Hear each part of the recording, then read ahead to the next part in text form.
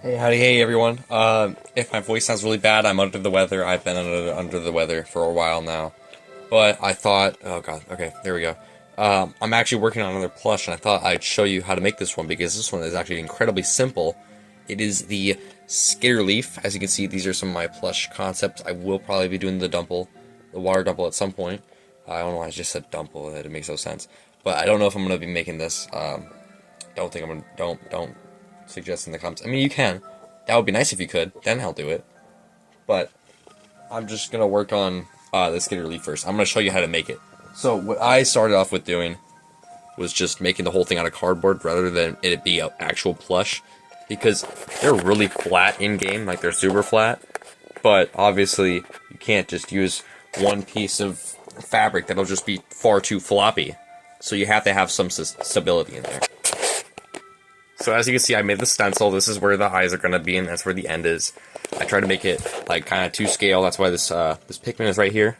And so what we're going to do next is just wrap it in this green fabric right here. Someday I will do the regular Scitterleaf. I'm doing this one because this one's just more iconic and it's got brighter colors, and also because green is actually my new favorite color, tied with blue and pink. Don't ask why.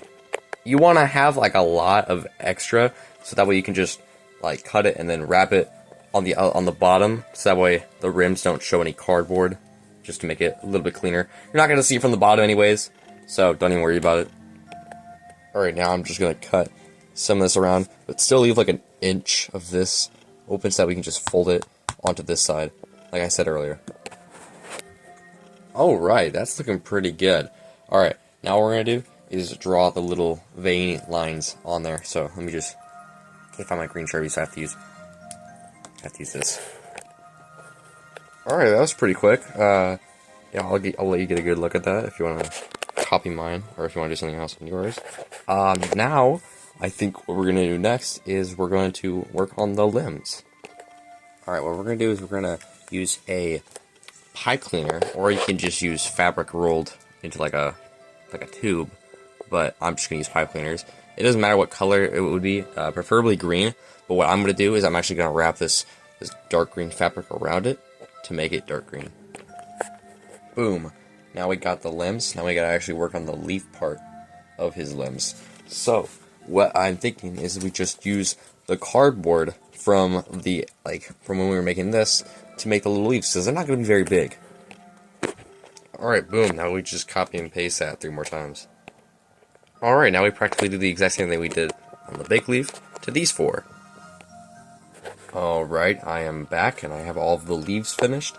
Now we just gotta glue this final leaf onto the leg, which we're just gonna do right around here, and then we're gonna glue a little bit right there to stick onto the actual big leaf part.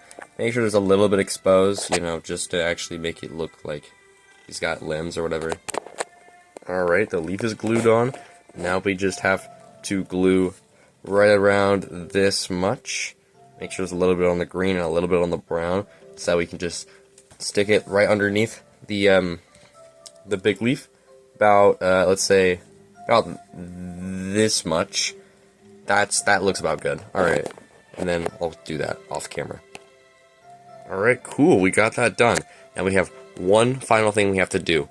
His eyes, which are probably the easiest part. What we're going to do is we're just going to grab 2 red pieces of felt, not fleece preferably. We're going to use felt, so that way it'll hold up a little better, it's a little stiffer, so that way it won't like flop around. And we're just going to cut 2 circles, and we're going to stick them on each side of the little stem. So, I'm going to go do that real quick. And there you have it. Your quote-unquote plush is complete. Let me know what you thought of this tutorial. I try to keep it more simpler, but if you do want a more difficult tutorial video, just let me know down in the comments below, like any Pikmin enemy or anything of the sort, or whatever you want to request. I'll take into consideration. And off camera, make the flying shearwig, which is really, really cool, from Pikmin 1. I like the bright embroidery, which is very nice. Looks very pleasing to the eyes. And also, I improved some of the gradient on the Bronit's nose to make it pop out a little bit more, make it look less like blood and more like red gradient.